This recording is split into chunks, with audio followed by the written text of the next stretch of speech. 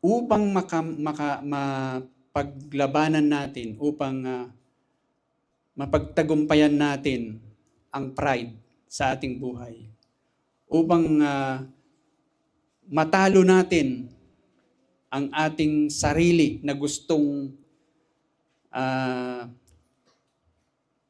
maitaas yung ating sarili lang at hindi ang Diyos. Dalawang bagay. Una, yung pagkilala sa kung sino talaga tayo kung wala ang Diyos. Yun yung una. At yun yung ipinapakita sa atin dito ni Luke kung bakit niya inisa-isa yung mga kahinaan ng mga alagad. Dahil si Luke, sabi nga natin, hindi niya sinisiraan yung mga alagad. Ipinapakita lang niya yung halimbawa ng buhay nila na kahit sila ay matatawag natin nga sila yung mga eyewitness, literal na nakikita nila, naririnig nila ang Panginoon.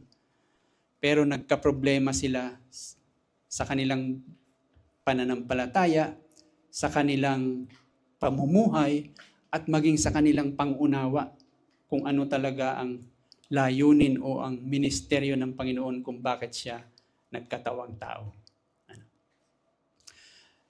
Ngayon,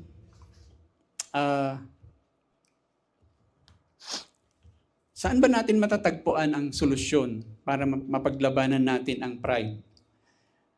Si Pastor Ligon Duncan, nung itinuro niya ito, nag-try daw siyang maghanap sa internet kung ano ang iniisip ng mga ibang sekta tungkol sa pride. At nabasa daw niya yung sulat ng isang Hindu.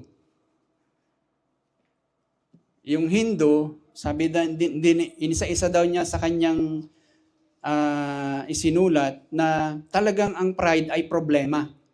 Nakita din niya doon kung paano nagkakaroon ng pride, saan nanggagaling, Pero alam niyo kung ano sabi daw nung Hindu sa conclusion niya? Sabi niya, I really don't know how to fight pride. Ang dami-dami niyang alam tungkol sa pride. Pero sa bandang huli, inamin niya, hindi ko talaga alam paano labanan o talunin ang pride. Na anong sinasabi dito? Ang sinasabi dito, mayroon talagang solusyon ang pride, pero hindi makikita sa kung saan man. Sa isa lang natin makikita. Saan? Sa Ebanghelyo ng ating Panginoong Hesus.